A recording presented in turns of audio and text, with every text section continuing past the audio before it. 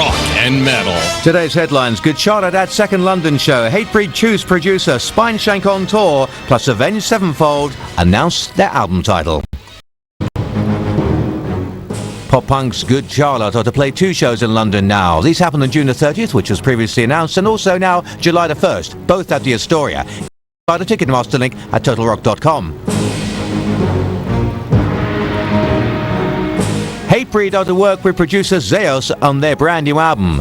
They're currently working on material for this, but are in the UK for the Download Festival on May the 31st and June the 1st at Donington. Spineshank are coming back to the UK. Headline shows from June the 16th to June the 23rd, supported by fellow Roadrunner act Chimera, and both bands will have brand new albums available very soon. The shows are available via the Ticketmaster link at TotalRock.com.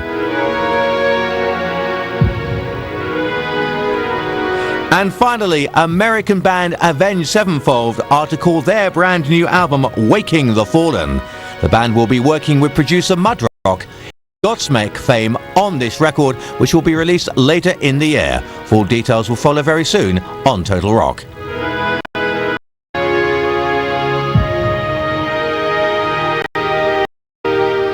This has been Total Rock News, delivering the inside track from the world of rock and metal. To read the latest and hardest news, keep checking our website, which of course you can find at TotalRock.com. Kicked off with In Me and the brand new single Neptune from Overgrown Eden, and our special guest in the studio, another fine British band who deserve everybody's support, Area 54. We're here to tell the world exactly what's going on. Finally, a second album is coming out. It came out today, didn't it? It's called Beckoning of the End. Yep. Better speak a bit closer, actually. I can't hear you. How's that? Oh, much better, much better. It's been a while coming. It's been a long while in the pipeline. It seems to be a while. I mean, does it seem as long for you as it? Probably longer, actually. 3 years is a long time to wait. 3 years? Mm-hmm. Finally, with Casket Records. Yeah. So, part of Copro. It's all starting to look a bit better for us now. So, Well, why has it taken so long to go from the first album where you got a fair bit of attention and also positive interest to finally getting a record deal sorted and the second album out? Is it because of the style of music you play that doesn't fit what this country wants? Well, first of all, we had to change, Adrian went and we got Steve in. That took a long time to get him to learn all the bits and all that. And then, the label Dreamcatcher, got rid of us and all that. It's just been trying to get back on it. Yeah. And just manage to be in a position where we can start writing without worrying about anything else. And then once we're in that position, obviously we've got to write the material. Yeah. Get ready to be recorded as well. So it all adds time to how long it's going to take. Did you get the deal before you recorded the album? No. Did the album first and then shop it around and get the interest? Yeah, they heard it, and then when they really liked it, and we were, we wanted to make sure that was signing us believed in the album first this time round, Good move. Yeah. It's an album that I've listened to quite a bit. In fact, a lot of people have listened to. This is very good. It's not retro at all. I mean, people have gone about, oh yeah, it's old hat, isn't it? Trad, heavy metal. Despite the fact that trad metal is suddenly back in vogue again, it's not retro. It sounds like a modern album. Good production. Yeah, I think it. Yeah, definitely. We're really happy with what Dave Chang. He's a good engineer. And, I think he's proved the point with this, because a lot of people have said, oh, you know what? You can always hear a Dave Chang sound, and you can't. It sounds like he just brought out the best in you. He was really cool. He really made an effort to get what we wanted, and he was easy to work with, and he's just a great. And that's the difference between this and No Visible Scars, really. We had an engineer that wanted to get a metal sound, and he knew what we wanted. And certainly got you a metal sound. In fact, I get the feeling if you were a European band, people would be raving about you, but because you're British, it's the old problem, what's on your own doorstep, you tend to... It does go against you being British. Yeah. It does go against you, but, we've had pretty good reviews going, quite a few good reviews. A couple of bad ones, in Metal Hammer or whatever, but that's always going to happen. Yeah, that's true. And I don't really care, so... Move on from that. I'm going to play some tracks from the album between now and 11 and also talk some more. This is the opening track of the album, which we first heard as a demo on this show. Must be was it 2 years ago? Is it that long ago? At least. It's Living a Lie, and obviously the demo was very good, but this is far better in the finished form. This is Sarah Miles with the latest update on Total Rock's sponsored shows. Whiplash is a thrash and true metal night happening monthly on every second Saturday at Stairways in Birkenhead. Next one is on April the 19th. Entry is free from 9 until 10pm, £3 after 10pm, or £2 if you're a member, and the madness runs until 3am. Join Total Rock's Urchin at Club X every Friday at the Mean Fiddler in London. The main floor plays a wide range of guitar-based music, and there's also a specialist rock bar. Vodka and mixers are only £1.50, and the fun runs from 11pm to 4am. Crazy Nights happens on April the 19th at the Feathers Pub in London's Westminster. Entry is £4 and you'll hear classic rock and metal from 9pm to 1am. Code Mackay, Cirrus and Orca play London's Barfly at the Monarch in Camden on May the 18th. Tickets cost £5 on the door. To buy tickets for gigs in the UK and Ireland, go to the Ticketmaster link at www.totalrock.com. This is the New World Order. Malcolm Dome in the studio area 54, whom we shall be talking to again very soon. Before the break, Torso Horse, Every Dog Has Its Day, from the Every Dog Has Its Day demo. And on the line, I'm delighted to say it's the lovely Natasha, a goddess of goth, who's been running around the north of England going to all sorts of strange festivals. Haven't you? Yes, indeed. Last week it was Whitby we talked about, and Yeah. where have you been this time? Torso Horse actually played at Whitby last weekend. I It's thought very cunning that you was played true. Torso Horse. Yes, indeed. This weekend I was in Leeds. I mean, I just stayed in Yorkshire, so tonight is going to be the first night in 2 weeks that I'm actually going to sleep in my own bed. How I'm, nice. I'm looking forward to it. So this weekend I was in Leeds, or rather, up until this morning I was in Leeds for a festival called Beyond the Veil, which happened yesterday at the Hotel Metropole in Leeds. Mm-hmm. And basically it was a brand new festival which was set up. It's meant to be a groundbreaking Gothic festival. And Right. It was. Excuse me, I'm still having this coughing fit. Yes, you are, aren't you? Basically, we had 8 bands who were playing at this festival, and they were bands from abroad. So we had a Japanese band, a couple of American bands, one from Slovakia, one from Germany. I can't remember. There must have been 3 from America then. Yes, Right. and they were all bands which either hadn't ever played the UK before or had only played maybe once or twice. So they were relatively sort of fresh bands, I suppose you would say. Not necessarily new, but new to a UK audience. So it was a very exciting festival. So first up, we had the Last Days of Jesus from Slovakia. Right. Now, they're a kind of a death rock kind of combo. Now, death rock is this craze which it kind of came off the back end of punk at the beginning of the 80s, sort of end of the 70s, early 80s. And it seems to have been thriving quite happily in parts of LA and also some areas of Germany, although it seemed to have died a death in the UK. Now, what's happening is it's got so big in LA and so big in Germany that it's actually coming back to the UK now. And a lot of the bands that were on this bill for Beyond the Veil were actually death rock genre bands.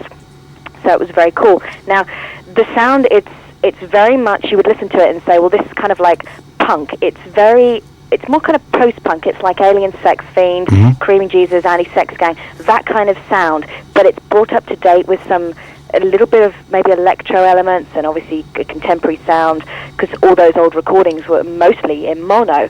So obviously it's a very kind of different sound, but it's trying to reproduce that. And Last Days of Jesus, they had that death rock sound. And visually they were very exciting. The lead singer was like this sort of demented clown on stage. And it's very interesting music with his voice. He sounded just like Nick Fiend, actually, from Alien Sex Fiend. It's quite uncanny, and they were great. They opened up the festival, and they were a very, very hard act to follow. Now, they were followed by Seidel, who are a duo from Japan, and this was the first time that they'd actually played the UK. And I felt that they didn't actually successfully follow Last Days of Jesus, although a friend of mine disagrees. He said they were very good. I wasn't so sure. They were more electronic. So you had this sort of electronic-y synth pop, but with a slightly harder edge. Now, anything that comes from Japan anyway is a little odd. Yes, that's I very think true. that goes without saying. And Seidel were a little odd. And and it just didn't do it for me. But I know it did it for quite a lot of people, and they did rush out and buy the CD. So that was good for them. You know how the Japanese voice, I find, doesn't really work that well with kind of electronic music, and the lyrics, they just didn't do it for me. I think the only band that I really think is good in that kind of Japanese sort of area is Mad Capsule Market. So the only band I think personally that work. But anyway, that's just a personal opinion. Now, after Seidel, if I can remember correctly, we had in Mitri Medusa Inri, who are from Germany. Now they are kind of now who did I liken them to? I likened them to a German duo called Wolfsheim, who had quite a big dance floor hit in the goth scene called Once in a Lifetime, and for me they were very much like that. That crossed with Clan of Zymox. It was a very sort of dark wave sound with elements of electro, and they were very good as well. We liked them, and that was again the first time they played the UK. Then after them we had Butterfly Messiah, who were from America, and that was combining elements of ethereal with elements of electro with elements of dark wave. And they had two vocalists. One was this woman with a very sort of gentle ethereal voice, and the other was a chap with a sort of very deep electro-based voice, and this was done all over a lot of programming. So that was quite interesting, and I do actually have the new single, which I will be playing on the Batcave this Sunday, quick plug, on Total Rock. So you will get to hear a little bit of Butterfly Messiah. So that was very interesting there. Now then, after Butterfly Messiah, well, what can I say? We had this band from LA called Anti-World. Now, they are one of the biggest death rock bands at the moment in LA. This, again, UK debut, absolutely brilliant. Went down a storm in Germany last year at the German festivals, and a lot of the organisers had actually seen them playing in Germany, and that was what had encouraged them to bring them over to the UK. And they were absolutely awesome. They were fantastic. They were really kind of like, they had all the sort of spooky skeletal makeup, not quite as in your face as the Misfits. So it's more kind of subtle than that, more proper punky kind of thing, Right. And producing like plastic severed heads out of coffins and. Well, we like that. Oh yes, and my favourite bit of the show was when they chucked these things out into the audience, and they were these little. Now you'll know my excitement about this, but the listeners perhaps may not be quite so knowledgeable on my excitement. But it was a little skull-shaped whistle. Now. For those who are wondering why I'm excited about this, I do have a bit of a thing about skulls and anything in a skull shape or with a skull pattern, so this was very exciting. And they threw out lots of candy as well, which was vegetarian, so that was an added bonus. Good for them. Yes, and they were great. They were a real kind of female vocalist, and she was like shouting. She reminded me of Susie in a way, very early Susie Sue. Back in the late 70s, that kind of sound. And it was very cool. And again, I have their CD, and I will be playing that On Sunday. On Sunday, indeed. So some excellent stuff there. Now, headlining were Diva Destruction, who've played once in the UK, and that was in Birmingham. That was a couple of years ago. Now, if anybody's listening to this who is a regular listener to the Batcave, you will remember that I did actually choose Diva Destruction's Exposing the Sickness as my featured album a couple of months ago. So they were playing mainly tracks from that. Now, they're kind of, they're a four-piece. Is that right? Yes, that's a four-piece. And a little bit of death rock influence, a little bit of dark wave, a little bit of electro rock, a little bit of kind of more electro stuff in the background as well. They were very, very good. So we had the female on the stage with her ribbons flailing everywhere, strutting her stuff, and it was great. Lots of chunky guitars. Absolutely fantastic, and obviously I should be playing some more Diva Destruction again. Of course you will. This Sunday. So it sounds like a 3 till really 6. good, really good festival. Yes. Well, hopefully the promoters got such a good response that they will be putting another one on next year. We hope, because we all very much enjoyed it, and we do hope that we can get to see these bands again as well. Because there's so many promoters in sort of London area and in the major cities as well tend to put the same bands on time and time again, and they don't want to take risks. They say, this band's going to draw an audience. But so it was very nice to see someone taking risks. Absolutely. Well, Natasha, we better let you get off and get some Indeed. rest. You're back here on Sunday I am. between 3 and 6 with special guest Psychophiles. Absolutely. Psychophile will be my special guest in the studio this Sunday, 3 till 6 on the Batcave on Total Rock. I will also be airing a session recorded exclusively for Total Rock by him, who will obviously be playing at the Astoria on the 3rd of May. Lots of cool stuff. Absolutely. So tune in, otherwise you'll be very disappointed. Indeed, they will. And I think we should play a Murder Dolls track for I you. think we should. Indeed. And why not this? Oh, White excellent. Wedding. Natasha, thanks a lot. Thank you. Speak to you soon. Bye. I do know Natasha loves that. The Murder Dolls with their version of Billy Idol's White Wedding, which should be coming out as a single very soon indeed. And thanks, Natasha, for taking the time to talk to us. She's in between 3 and 6 on April the 27th this coming Sunday with the Goth Show, the Batcave. So don't miss out. And don't miss out now because we have Area 54 in the studio. Lakis and Rob. Hello. Relaxed, calm and confident, I hope.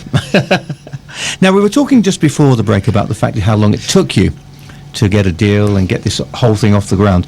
Do you think the fact that you were British counts against you when it comes to being taken seriously in your own country? Yeah.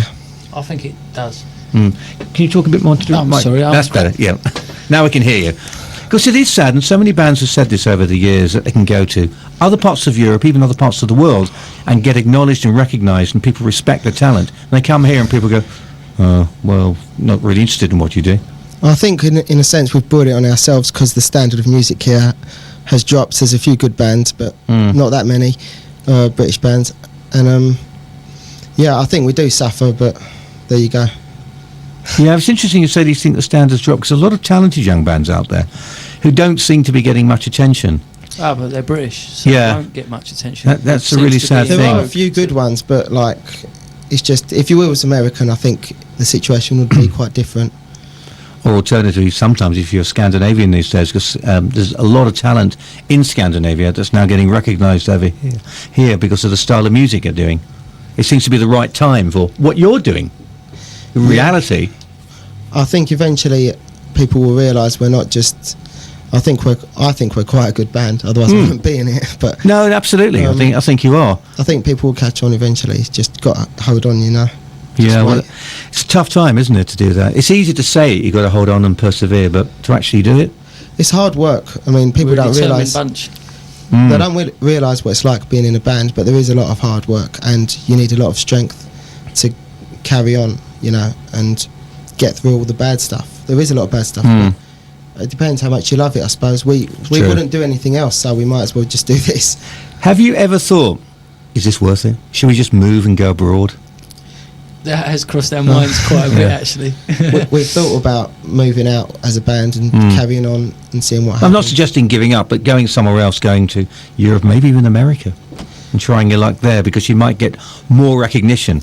I think we would try anything if we can. It But has all been discussed, but we're just cracking on with it. I'm glad you're still here, as but- we can. And we have our own studio here and somewhere we can rehearse whenever we want, Hmm. and we have a really cool place to rehearse. And that's made a lot of difference because we've been able to take the time to write Yeah. what we want to write, rather than feel that we're in a rush all the time. And you know, when you're paying by the hour to rehearse. Of course. And we're going to play another track from your album. This is the title track, which is a track 2 on the record, isn't it? yeah, Why are you looking like that? Yeah. I don't know. I'm waiting for a question I can't answer. Okay, I can you may take not get Rob it. and tell him to do it. Well, this is Beckoning of the End from the Area 54 album, Beckoning of the End, which is released today on Casket, we should point out. And why don't go to the Total Rock shop right now and buy a copy, because it's well worth having in your shopping trolley.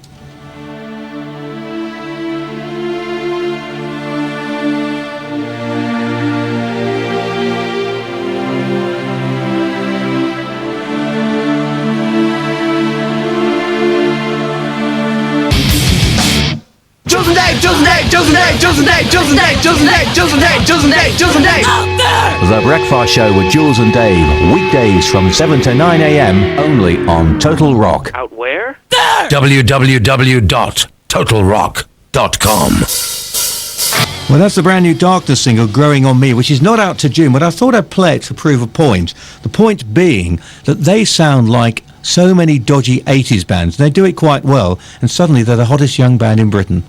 I don't know, Rob Hillman, Area 54, what do you reckon? It's something going on. I don't know. Yeah, it is odd. I like that actually. It's quite catchy. Yeah, it is. It could sort of be anyone. And Well, that's the interesting thing. I do quite like what the Darkness do.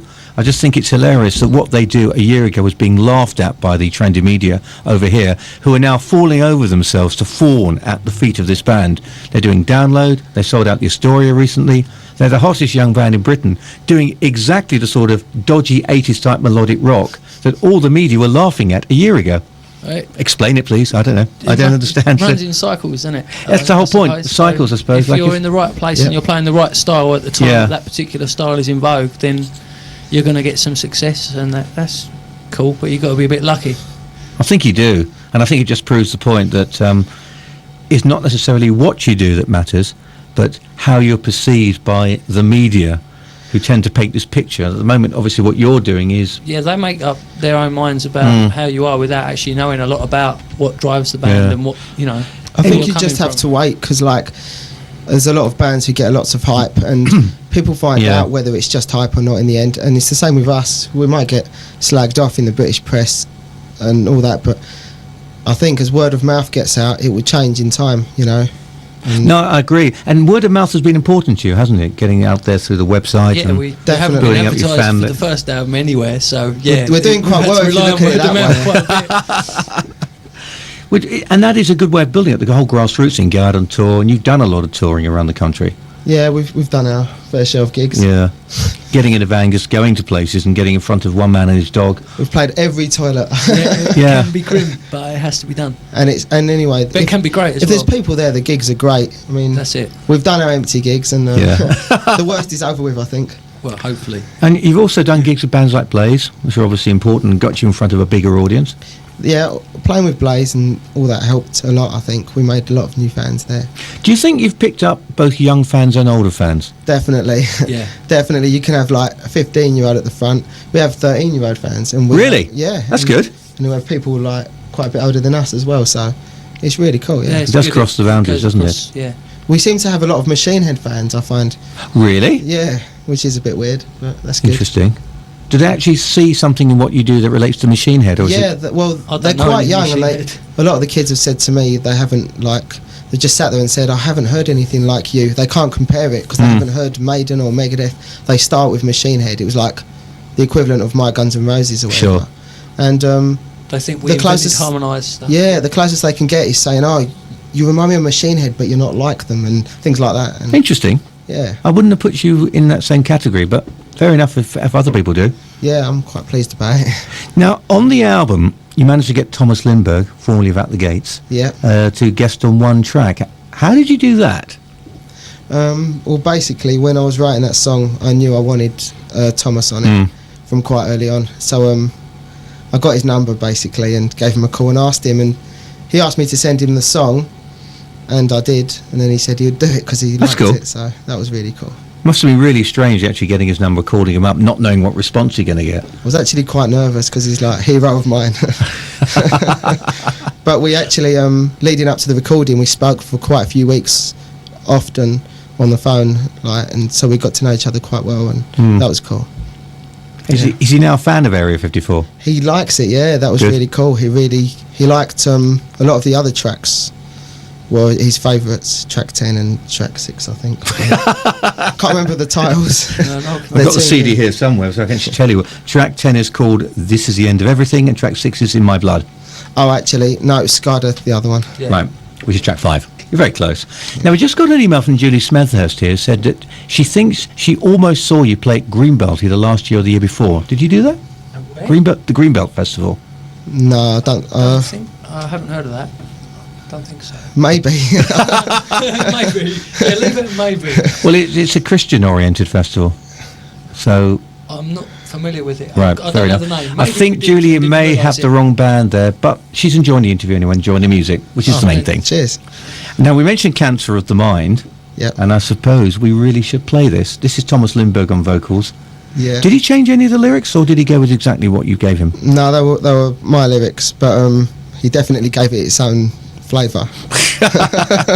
Right, this is from Beckoning of the End. I like that title as well, the album title. Oh, cheers. That is quite cunning. It is. It's quite a nice little play in it. What do you... For those of you who don't know, Rob just decided to drop the microphone in his lap. Why, I do not know.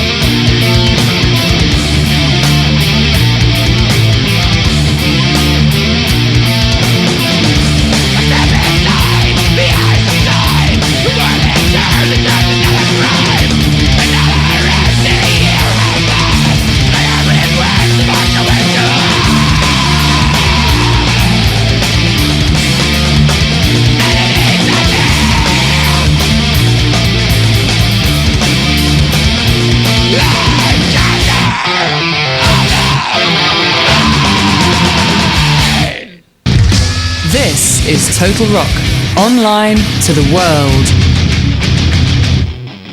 For Steve Charles and everybody out there who keeps emailing us because they want to hear Exhibit A, that was Exhibit A with Breathe from the No One Nothing CD. If you want further information, go to www.exhibita.tk. Interesting band indeed, and I think we'll be hearing a lot more from them in the near future. This is the New World Order on Total Rock with Malcolm Dome. Our special guests Lakis and Rob from Area 54 are still here. We're taking a short break, and then we're going to come back and play some more from Area 54. great fowls of the bowels. Who let this beardy-weirdy in? Do you mind? I'm addressing the nation, as I do from Monday to Friday between 3 and 6 p.m. It's like religion without a Bible. Time to stick your magazine in Susie the Uzi. Arse chickens, you're still breathing. That's it. I've lost the will to rock. Vacate my studio immediately and pass the biscuits. Thank you. Arse chickens and nipple donkeys. Now they're sabotaging my trailer. Oh, Drugamons. Join the real hairy, dirty, dribbling old shit every Monday to Friday from 3 p.m. to 6 p.m. My lovelies.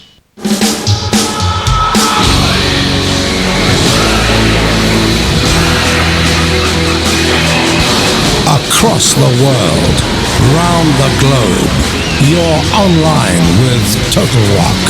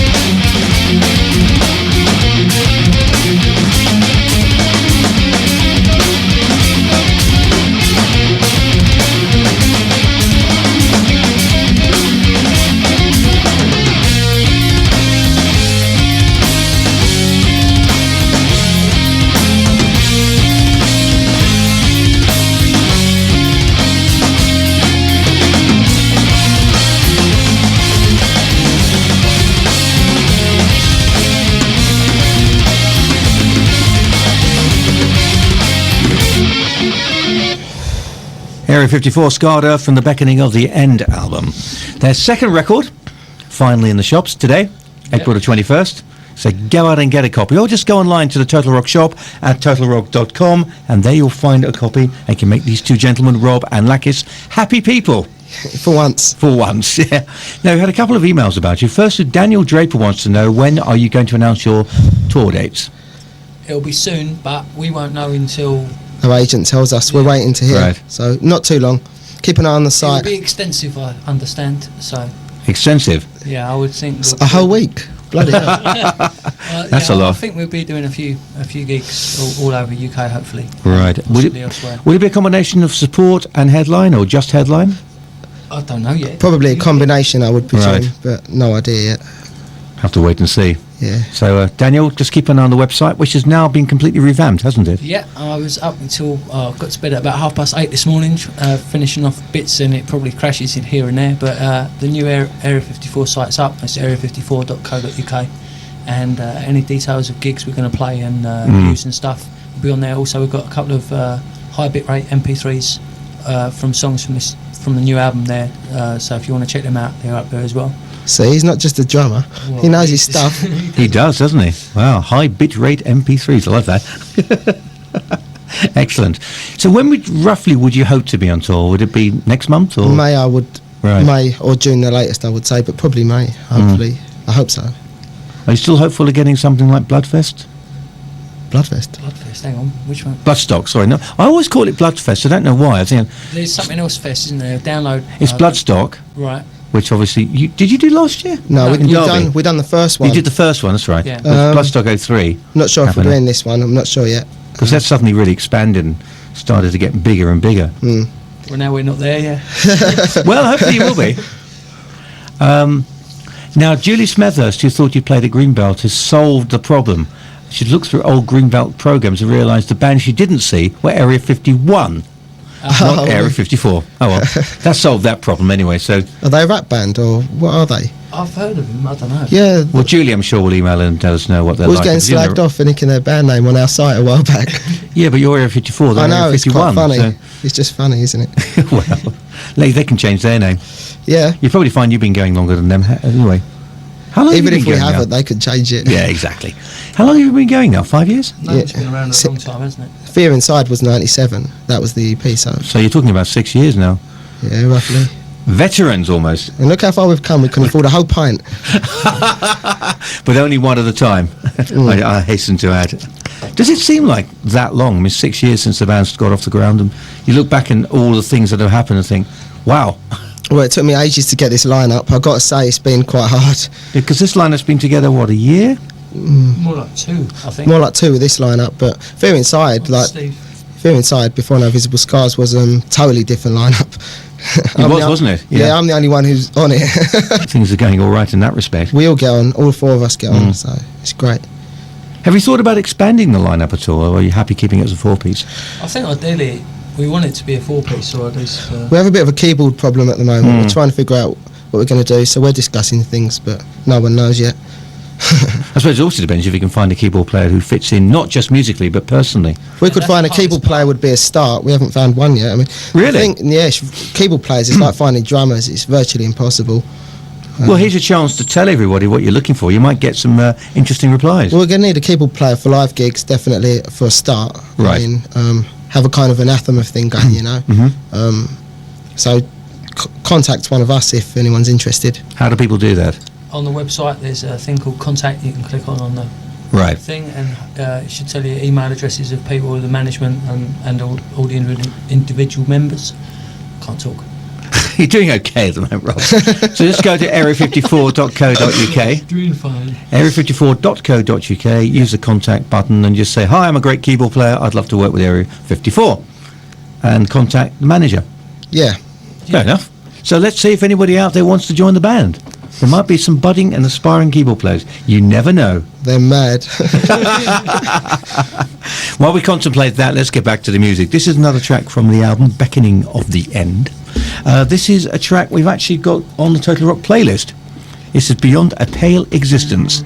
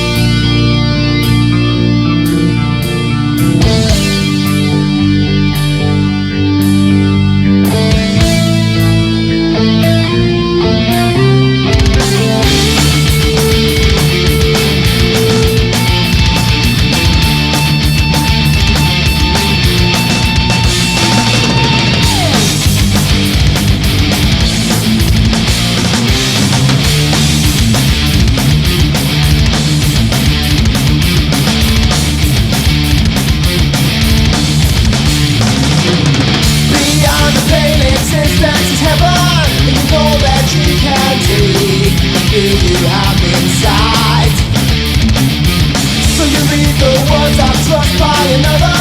I pray to God you wait, in hell you just can't hide. And still the pain surrounds the sadness. Beyond this life it puts me tired.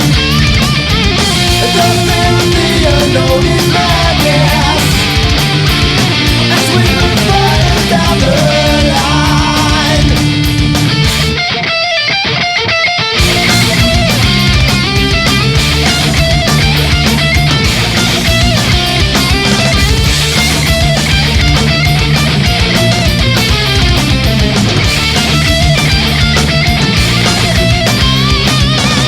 When life is nothing but a struggle, activities into a grave and learn to meet your death.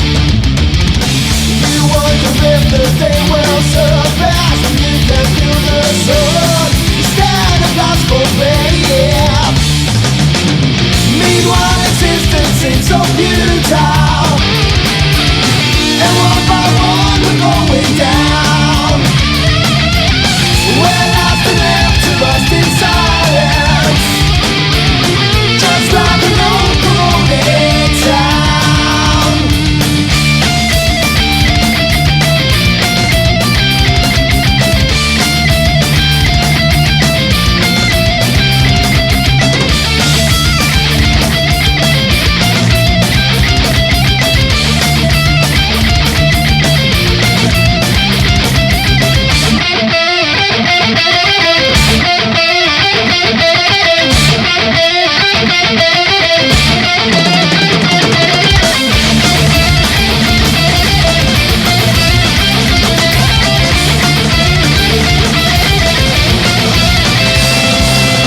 And still the pain surrounds the sadness.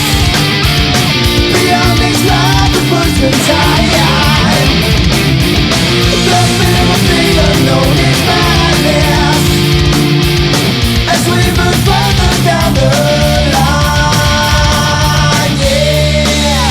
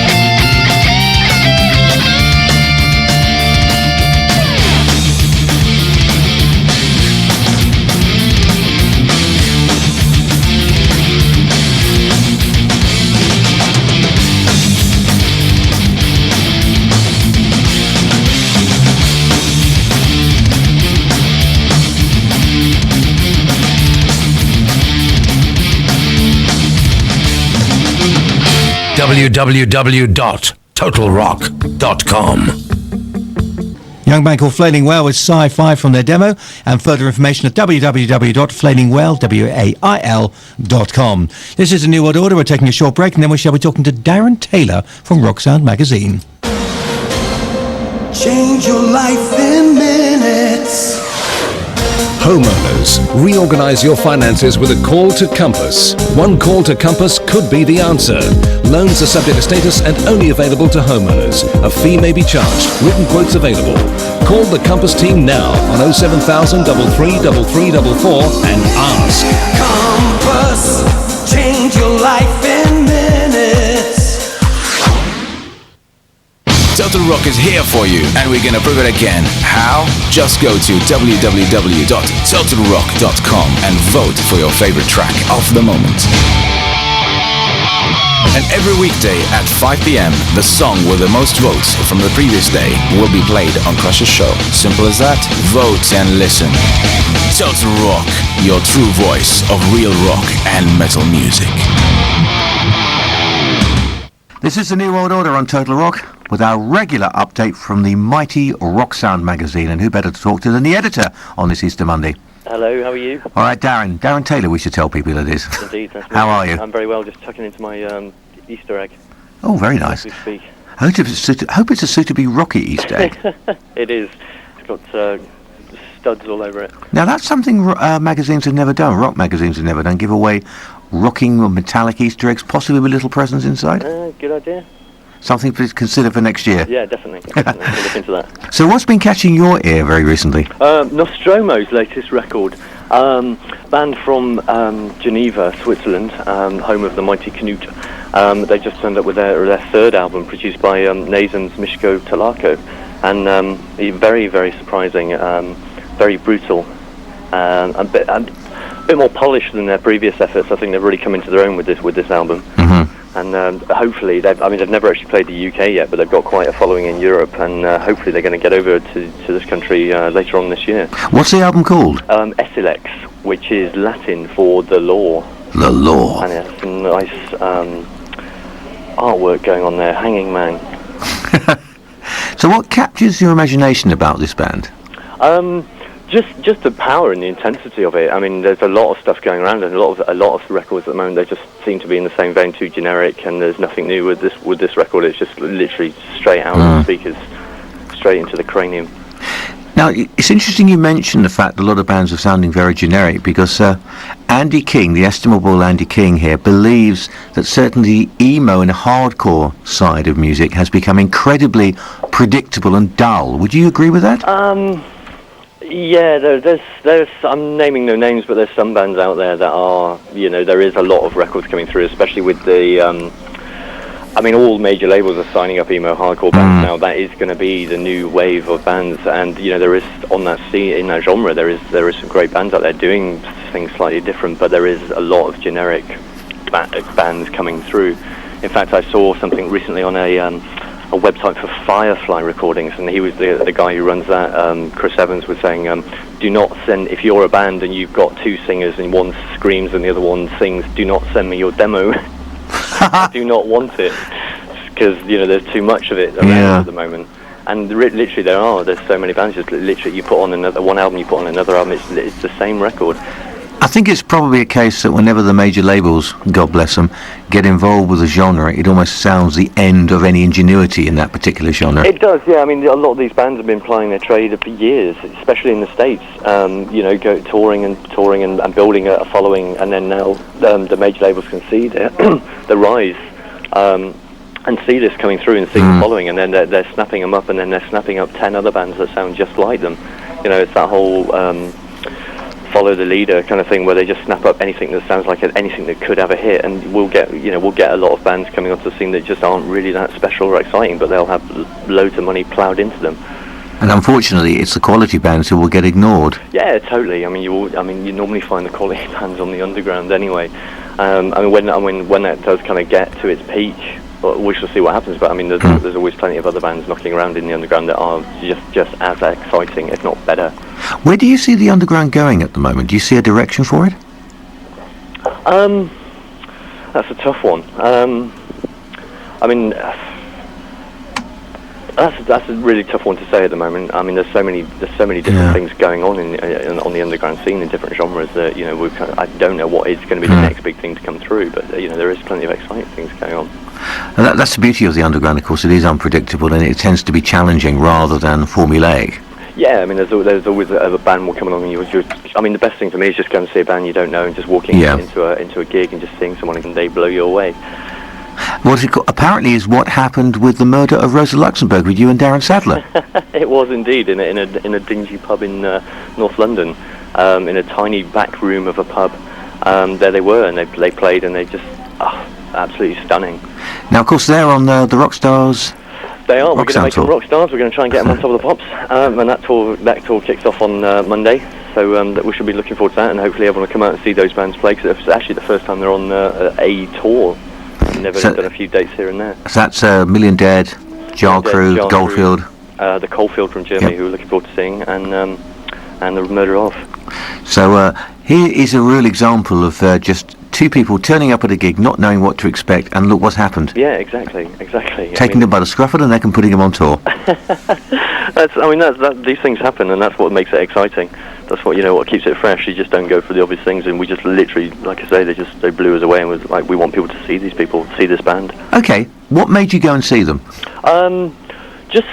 I'd heard good things on the websites and stuff like that, and I heard they were playing, so I ventured up to Tottenham, which I've never been to before.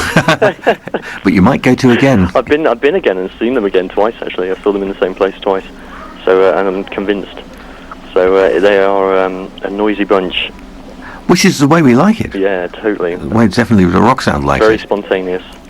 And you have put a track on your cover-mounted CD, We haven't have, you? yeah, which is on the new issue, which hits the shops on Monday with the lovely Marilyn Manson on the cover. Aha. And plenty of stuff in there. We've got Turbo Negro, Disturbed, Stained, new stuff from the Cube Sample Claws.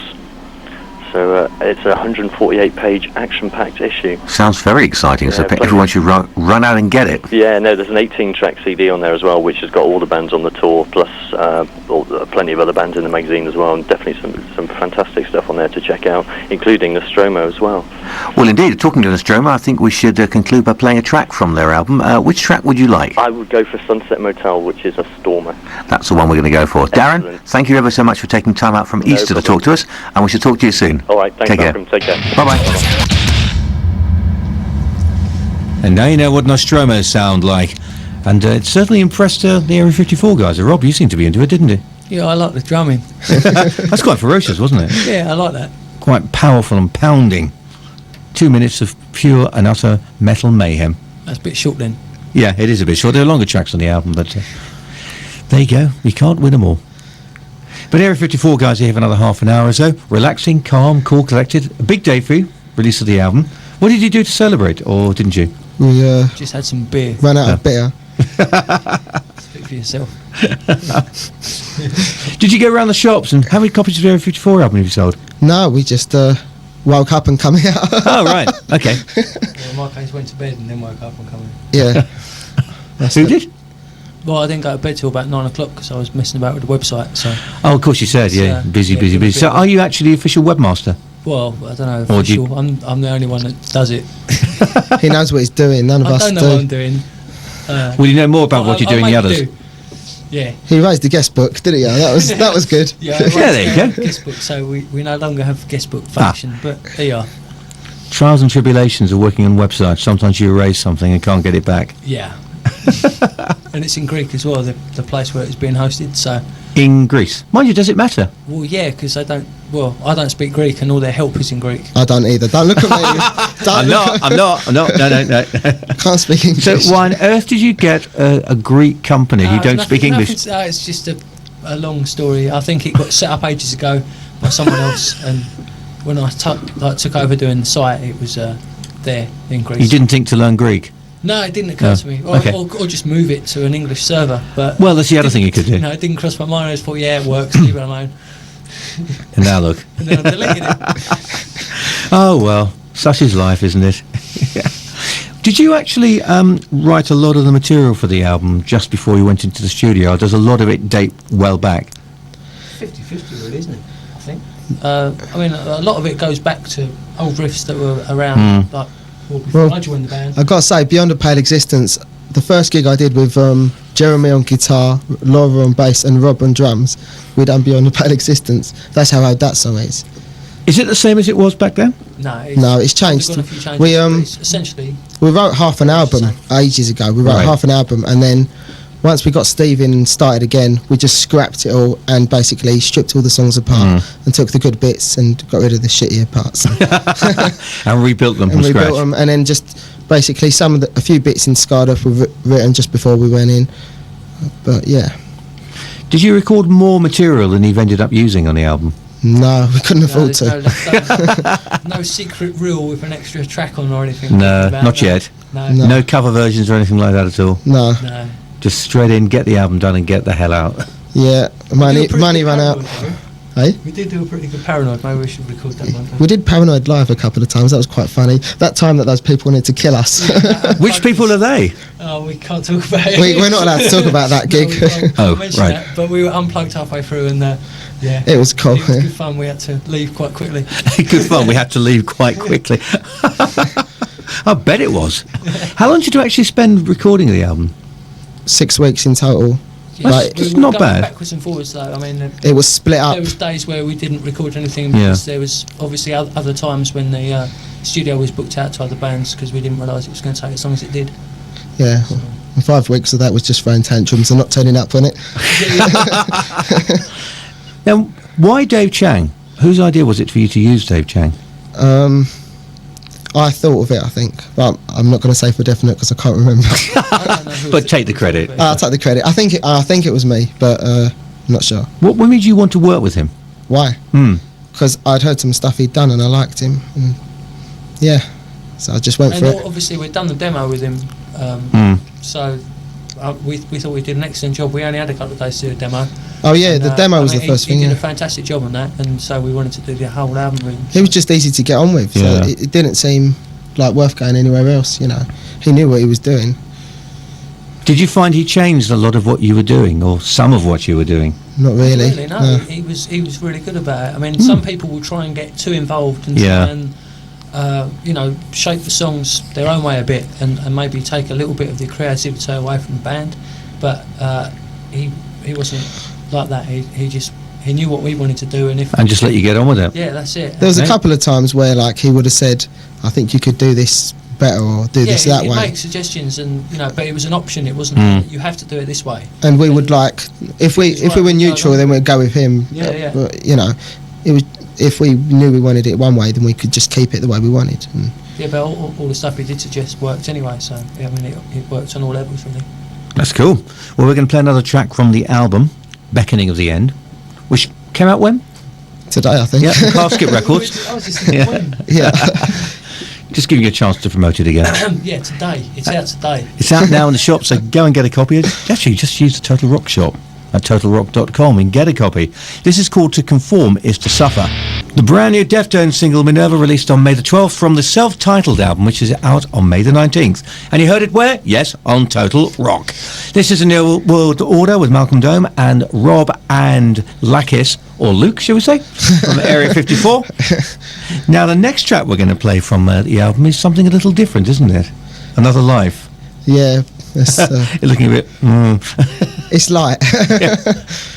Well, it breaks it up a bit, Diversity. It's a bit of a Anathema influence, I think. So Are you Anathema fans? I am. Yeah. Good. I don't really know him. So you speak... I don't really know Anathema, but Oh. I think I've heard a little bit and I liked it. Alternative 4 It's been a major influence. is quite cool. It's a very good... Well, I love the last couple of albums as well. I think they're brilliant. Mm. But I haven't... Another band who don't get very far. Yeah, they reckon their name held them back, but I don't know. They started off quite heavy, so Yeah, they did, and then it completely changed. You think that's a good name?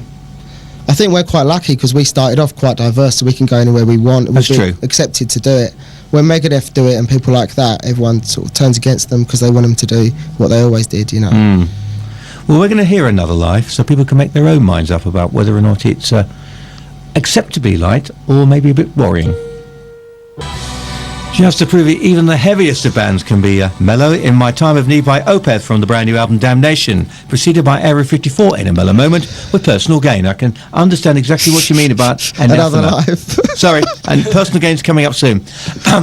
Yes, I knew that. Another Life, and I can understand exactly what you mean by Anathema. It really did remind me of Anathema. Yeah. Yeah, they influenced me quite a bit on that song anyway.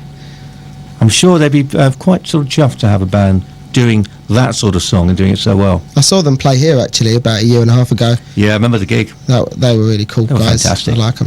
Very talented band. And another band who don't get the recognition they deserve, but we can go on and on and on with that, can't we? Yeah.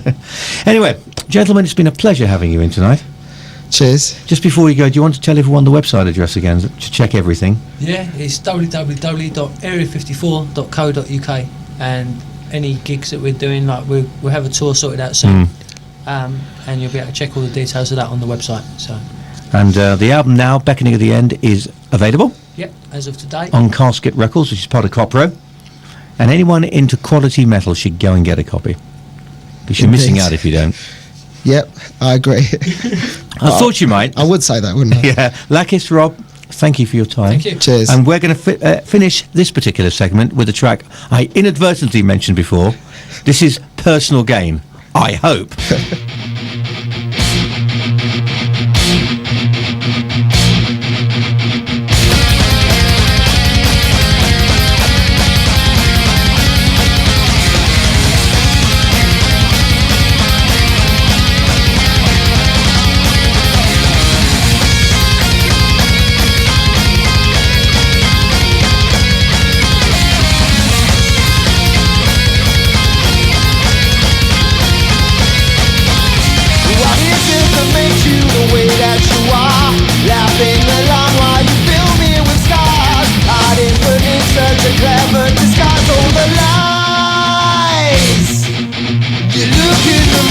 Does it look the same?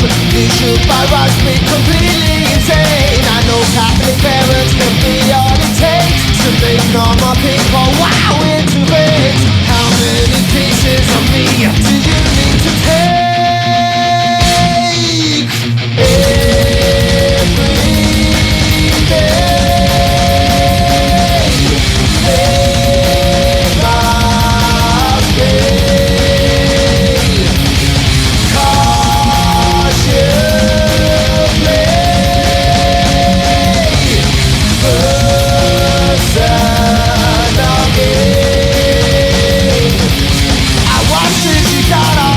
That you need by choosing the ones you knew you could mislead. If they knew the truth, then my hate they would all understand.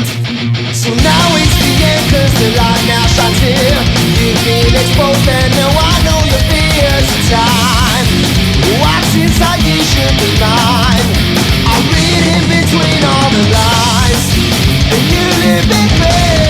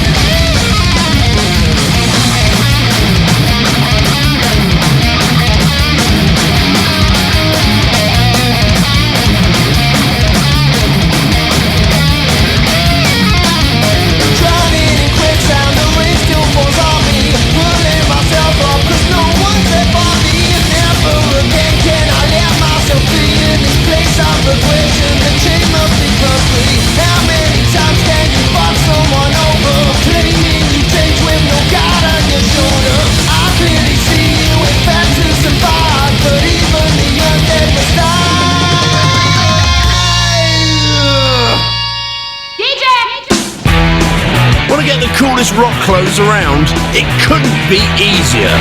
Go to www.totalrock.com and click on the Attitude clothing link. Go on, get some attitude from Total Rock.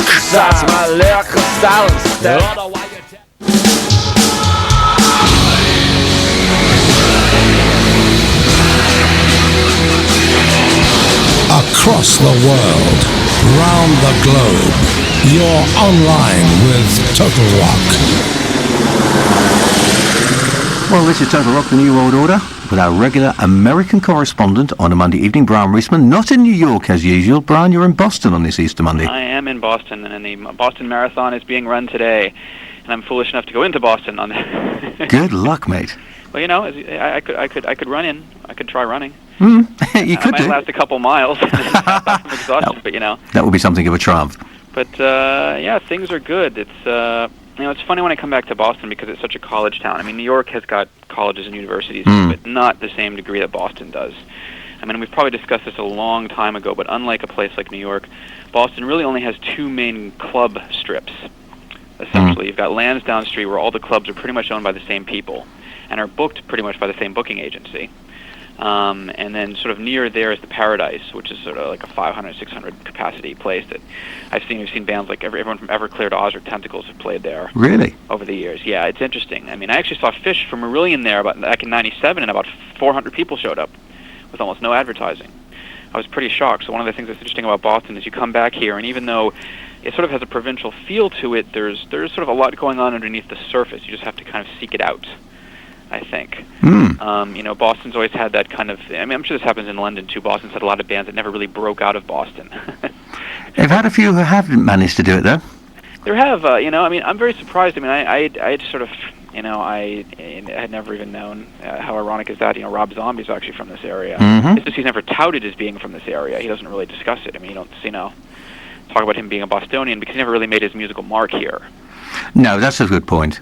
I mean, he's from Haverhill, Massachusetts, but he left. Whereas we've had other bands like Half Cocked, for example, who just disappeared, like they didn't get any promotion whatsoever. And they were kind of a throwback to the 70s and 80s, I think, actually. But no, it's interesting just to see what's going on. I mean, we've obviously had a lot of new metal bands come out of here in the past few years. Very curious to see what's going to happen with that new Powerman 5000 record. Yes, I know a lot of people will be very curious to know exactly how that's going to do. Yeah, I know. Have you heard it? No, not yet. I've heard it once. I have to listen to it again. I actually didn't think it was quite as diverse as the one that they scrapped. Maybe that was the idea, to be a little less diverse. Well, which is too bad, actually. I mean, I thought the band changed their mind about it. Then I've been told that there was some record company politics behind it, that it's not as clear-cut as it might seem, which is a shame. But one thing we really didn't get a chance to talk about last week, which I think is very amusing, is Bon Jovi. Here's a band that's playing, arenas or small arenas, like really small arenas around the country. And they were on QVC about a week ago Saturday night. QVC, for those in England who don't know, is one of the shopping channels in America. And they had a concert that went on at about 11:30 Eastern time, since it was 8:30, and I believe it was in San Diego where the concert was. But they won at 8:30 and 11:30 there, but it was 8 o'clock Eastern time. The members of Bon Jovi went on the channel for an hour, and they took phone calls. And the funny thing is, they were actually on stage. They had finished their sound check, and what was really funny is they were having a problem having the sound from the callers come up through their monitors, so they had to put it over the loudspeaker system, actually through the PA. So you have these echoing questions coming through. It's like these big voices, and then of course the guys sound really meek next to that. Right, of course. But they answered questions for like an hour. They talked to fans, and they sold something like 13,000 CDs in the span of that 1 hour. That made it worthwhile. Yeah, it was a CD-DVD combo, and it's just sort of ironic that you're seeing these bands like Def Leppard did a signing I think at Walmart last year. I mean, you're sort of getting these bands that have to go a bit more corporate now, actually, to get attention. I mean, the way mass media is working, in order to get attention, you have to. You have to go to these bigger and bigger outlets, and I sort of have to wonder. They even interviewed Lon Friend before they talked to the band members, which I thought was really funny. He was the man, of course, who was editor of Rip magazine. That is right, and he's followed them around and everything, and didn't really say much of anything. It was just funny that they were trying to make it this whole rock and roll sort of insider thing. But you're on QVC. Yes. You're hawking merchandise, and who knows how many CDs? I didn't check to see how many CDs after that were sold during the concert. I'm sure they probably had a little thing on there saying, "Hey, if you want to buy this, they're not just going to show you the concert for free. They got to advertise." And it's interesting because Bounce itself has not really done that well for Bon Jovi over here. It's only sold about a quarter of what the last album did. And we're seeing sort of this change again in America, where you sort of talk about this sort of melodic revival. And Iron Maiden are going to have a big arena tour this summer. That's right. I believe with Dio as well. Dio and Motorhead and possibly Ministry. Yes, I heard either Anthrax or Ministry, but it's the last time Maiden did that, it did very well. And Dio's career, I swear to God, this guy just he doesn't have to sell many records because he just gets on these big tours. He just he toured with the Scorpions and Deep Purple last year, and he had that Yngwie Malmsteen and Doro package that he did the year before, and he toured recently again. I mean, it's crazy. But I guess I don't know how it is in Europe. I don't know if these bands even can go to Europe and do these kinds of numbers that they're doing over here. The bands are becoming increasingly successful, and the likes of Purple can do arenas over here. Yeah, Purple's Purple's orchestral album also did very well over there, from what I understand. And over here, it didn't really make much of a mark at all. But I don't know. I'm actually kind of curious to see what happens. Evanescence is doing really well, which I'm actually very pleased about. I think that's a very good album. Yes, it's been consistently selling, hasn't it? It's amazing that this is a band that no one had ever heard about. They got on the Daredevil soundtrack, and I'd heard about that a couple months before it came out. And then all of a sudden, I mean, the first 5 weeks they're in the top 10. They're gold. Right. They're going to be touring. Their label says they're going to be touring from April to December of this year. Well, it just shows what can sometimes happen by having the exposure on the soundtrack. Absolutely, but the thing is also the video's been getting played to death. I mean, it's all over the place, whether it's Much Music or VH1. I mean, it's MTV2. And that's another interesting thing I really should bring up, is that Much Music USA, who are actually going to be changing their name to Fuse in the near future. I mean, that's sort of a new channel for people. I mean, Much Music in Canada has been around for a while, and some cable stations in America would carry it, but now they have their American channels. So now you have MTV, you have VH1, you have MTV2, who are going to bring back Headbangers Ball, and you have Fuse, essentially now. So you have 4 channels, which, on MTV2 late at night, I'm actually shocked to see they've played Shadows Fall, they've played a number of they played Soilwork. Good grief. Century Media Band. So it's like all of a sudden these bands who have videos in Europe are actually going to bring them over, and even though it's late night, I think that's interesting. I mean, I think it is as well. I think it may herald some good things. I mean, obviously Cradle of Filth only spent 1 week on the chart over here. Yes, but they made it. But they made it. That's the important thing, and it's been pointed out to me, extreme music has gotten more extreme over the years. The fact that Slipknot can get played on the radio now when they couldn't it wouldn't have been played 5 years ago, I think is really interesting, and this could possibly open some things up. The problem, of course, is that Clear Channel continues to be the problem in trying to get music out there. And interestingly enough, with some shows now, they're not calling it Clear Channel, they're calling it CC Productions. Really? Yeah, they're not even using the name Clear Channel. My girlfriend told me they'd been marking it. It might have even been the Maiden show, actually. They are not saying it's Clear Channel, they're saying it's CC.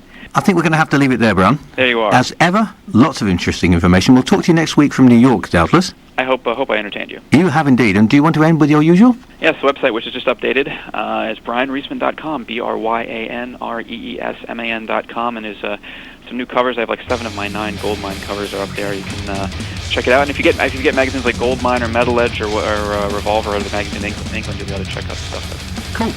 Well, have a good time. Have a great week. Thank you, sir. And we'll talk to you next week. Rock on. Take care. Awesome. This is Total Rock, the New World Order, with our reporter in Birmingham, Sarah Jane Downing. On an Easter day, you're still prepared to talk to us. How nice. Hello, Sarah. How are you? Hi, Malcolm. I'm fine, thanks. How about you? Yeah, we're fine here. Thank you very much. Rocking and rolling as ever. So what's been going on in your area? Oh, well, it's been a really, really packed month. I don't know, I need so much time to tell you absolutely everything, so I'll skip to some of the highlights. Oh, excellent. We've had so many great bands through our way over the last month or so. We've had Strapping Young Lad, Soulfly, Stamping Ground, our favourites of the show, Decimate and Godsize. Right. And 209 from down your way in London. Indeed, who are doing very well for themselves, getting noticed. Yes, they were incredibly good. I really enjoyed their show. I'm not wild about that whole sort of crossover thing.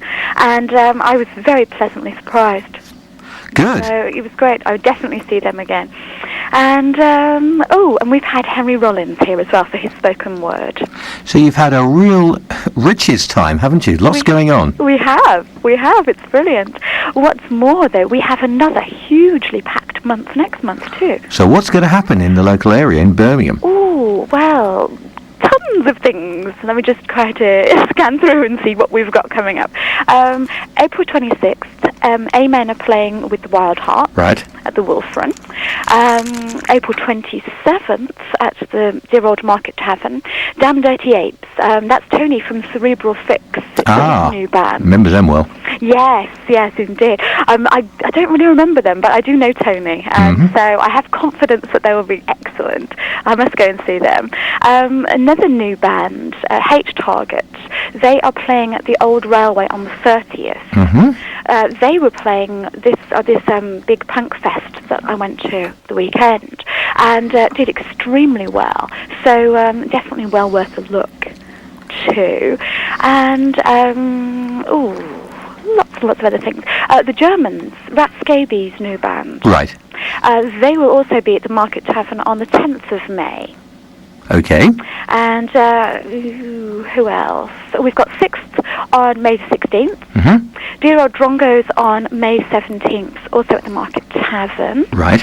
And the Harpies will be at the Little Civic in Wolverhampton on May 21st. Good old Harpies. Yes, we hope so. There's been a little bit of frisson there.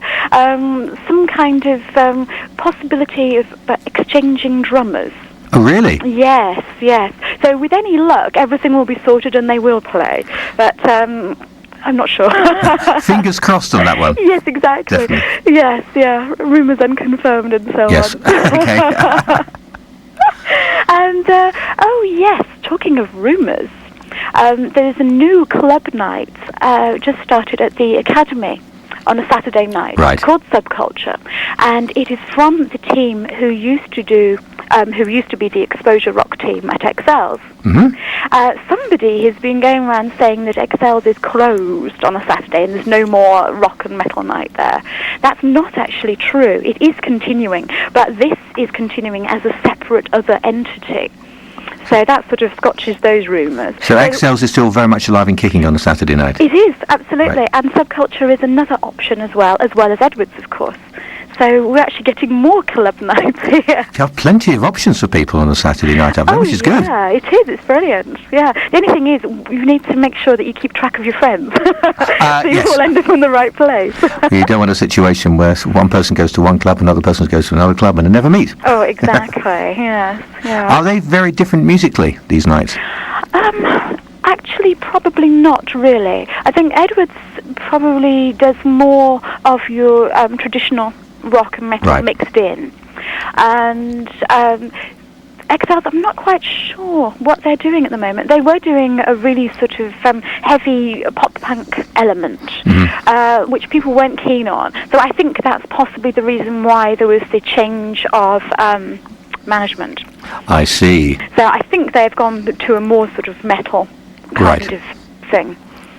I understand what you mean. Definitely. Yes, indeed. So, I guess... And now we come, of course, to your band of the month. That's just what I was going to say. Great minds think alike or something, or fools never differ, whatever. Now, tell us about this band. Right, Pound of Flesh. Right. I'd heard really good things about them, so this is why I went to check them out. And absolutely excellent. I think a lot of the punk that's happening at the moment is the more sort of poppy, soft kind of side of things. Yeah. Pound of Flesh, no, absolutely, that's not what they're doing. Right. They are much heavier, much more demanding. They've really got sort of one foot in that kind of early 80s political scene. Partly because they've got a great provenance. Some of the guys have played with Verucas, Concrete Socks, Fatal Dose, POA, Vile Christ, English Dogs. So there's a whole sort of catalogue of real true punk that's gone into this. But they've also managed to give a nice sort of modern freshness. So they're very exciting to see, very passionate players, great sort of musical element as well as your political in-your-face stuff. Cool. And how do people find out more information? Is there a website? Is There is. They've got downloads and everything you could possibly require.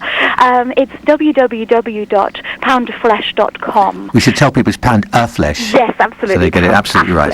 Poundoflesh.com. So that's where people go to find out more about this band. Absolutely. But they do have a 7-inch vinyl single available, don't they? It's selling out like mad. So if you want to, then buy it from the site straight away. Before it actually runs out. Yes. Well, we're going to play a track from this particular piece of vinyl. Nice to play vinyl. Yes. Which track would you like us to play? I think that I would like you to play Loser. We will do that with pleasure, Sarah. Great. Thank you ever so much, as ever, for a packed report. Oh, thank you, Malcolm. It's a pleasure as always. And we shall be talking to you very soon. Great. And have a lovely rest of the Easter. Oh, yes. What remains. And you too. Take care. And you. Speak to you very soon. Cheers. Bye-bye. For Dave Slipknot, of course, on the classic Wait and Bleed. Before that, something that sounds rather jolly to me. Pound of Flesh, Poundaflesh, and Loser from their 4-track, 7-inch vinyl release, Cry from the People, available on Rinderherz Records, a Swiss label promoting an English band on vinyl. How do you like that? This is the New World Order with Malcolm Dome here with you for another half an hour before it's Sleazy H and Midnight Dynamite. Now, there's a lot going on in the world of Total Rock. We're involved with so many different things, sometimes it's hard to keep up. For instance, every single Thursday, there's a club taking place at Dingwalls in Camden, London. It's called Arguing for Our Answers. It happens from 10 p.m. to 3 a.m. And if you're into everything from emo to screamo, that's the place to be. It'll cost you a £5 to get in before 11:30, or £4 with a flyer, or or an NUS card. Put my teeth back in, please. After 11:30, it's going to cost you £1 more, i.e. £6, or £5 with that NUS card or a flyer. Arguing for Answers, Camden Lock, Dingwalls, London, every Thursday from 10 p.m. to 3 a.m. That's where you gotta be. And where you gotta be right now is listening to Bush Baby. This is for Judy Smethurst. This is Tinseltown, the brand new single from the band. See what you think of this. Now let's see. Eye of Ozzy, toe of Plant, tongue of Lemmy and spot to Lance. If that bubbling mixture rocks your seething, pulsing, metal-blackened soul, then join me, Sarah Miles, weekdays 9 a.m. till 12 for the Phantasmagoria and drive a stake through young Brittany's heart. This is Total Rock, the New World Order with Donny from Double Drive. You must be looking forward to the release of the new album. It's your second album, isn't it, Blue in the Face? Yeah, that's correct. When's that actually being released? It's going to hit April 29th. Now, people over here, of course, don't have much knowledge of you, but you've been around for a few years. You had 1,000 Yard Stare out a couple of years ago on a different label. This album, you seem to have pulled in two very heavyweight producers, John Kurzweig and Michael Barbieri. I used to look at records when I was little and see all the different places that the record actually took place, you know, different cities, and you always wondered how did they got so many different cities or so many different people to work on an album like that. The way that ours took place, the first record we did was self-produced. We went right into the studio. At the end of 2 weeks, we tracked everything, and then we were ready to mix. This time, you know, it was a bit different animal. We did this record for MCA. At the end of 1,000 Yard Stare, which was the beginning of January, we started recording for the record. Right. We started actually writing for the record, rather. And by the end of October, we had recorded and mixed and mastered a record with John Kurzweig that we were really happy with. We all, you know, including John, we're all sitting around, our arms around each other going, we did it, great record. Yeah. And our former label didn't think so. So we found ourselves, you know, in a bad spot. We try to maintain a positive outlook on everything, but at that point it was pretty hard. Right. Because we had written a record already from frustration. You know, thinking that our first record should have been worked, you know, quite a bit more. We were writing already from frustration, and then we ran into that hurdle. And so we spent the next year and a half, Malcolm, trying to get loose and trying to get rid of the strings and find someone who was interested in working with the band, regardless of, again, the strings that were still attached to us. So when we went into Roadrunner, we had already written, you know, a batch of new material in the meantime, just doing what we do because we're songwriters. We just kept writing. And so we have new material, and and someone at the label saying, hey, so what do you think about, these songs? If there's anything you could do over or you'd like to do differently, what would it be? And we picked a handful of songs, like maybe 2 songs. Right. And we decided, okay, let's just re-record these. Let's record this new stuff, and then let's try to mix everything and see what happens. And so we found ourselves just having fun with it. And that's where Mike came in when we wanted to record these new songs. We started with Michael Barbiero. Mike recorded the tracks, then he helped us re-record a couple songs that we did with Kurzweg, and then we went into the Soundtrack in New York, which is kind of Mike's backyard. Right. And then we started throwing all the tracks up and plowing through them, and the result is what people are going to hear. Yep. So it's a mixture of the Kurzweg era, as it were, and the new era.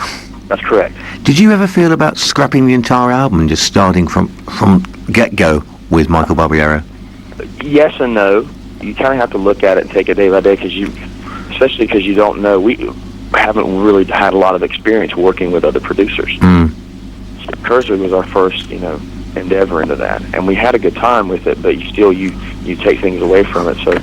So when we started with Mike, we said, let's just take it day by day and see what happens. I think we always felt like we had a really good record, and we didn't really need to mess it up too much. If it ain't broke, don't fix it.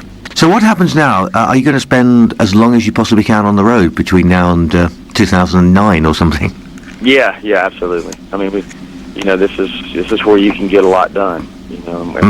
This, and you get this is where you share the experience of writing. It manifests itself in someone's head and in some rehearsal space somewhere, or somebody's bedroom, or driving down the road, and then you get to ultimately, after the process goes down, share it with everybody.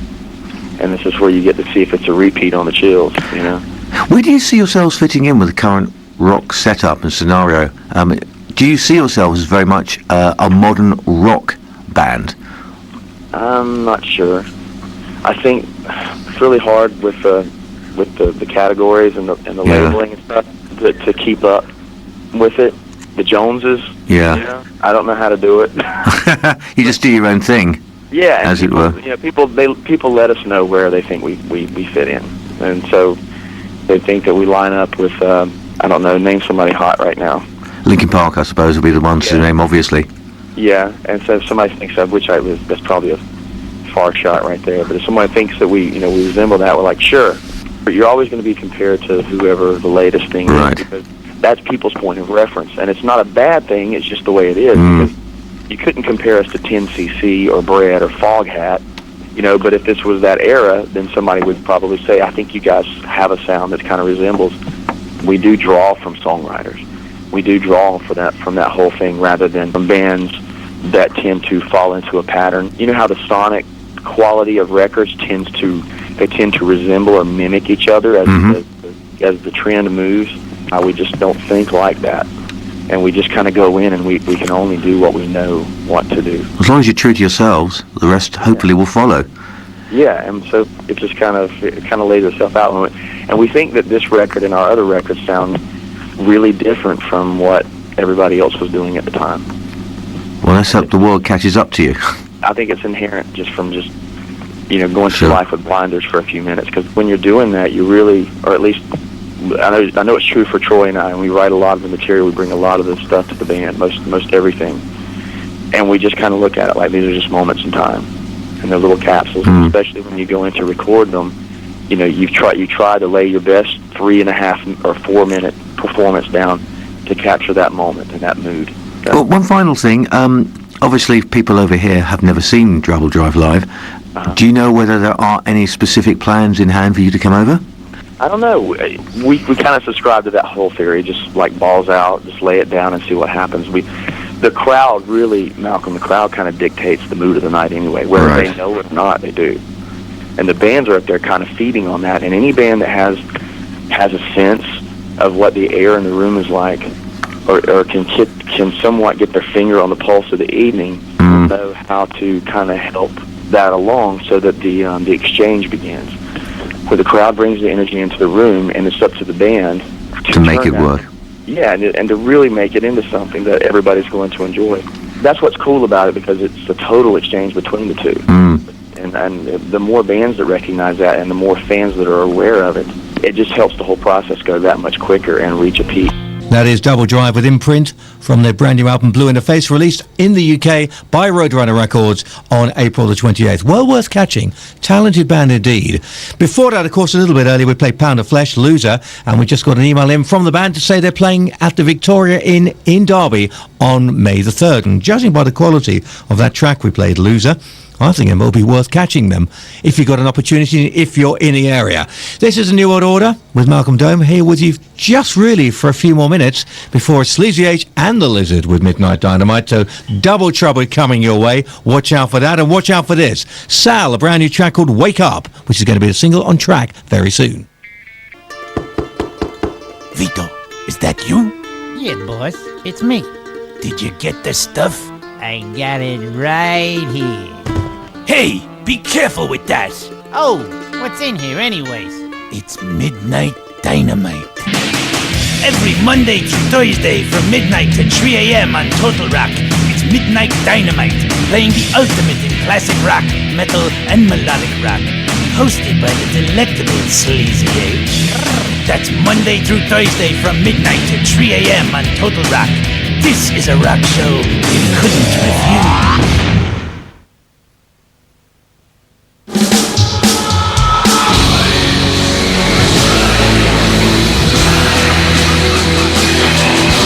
Across the world, round the globe, you're online with Total Rock.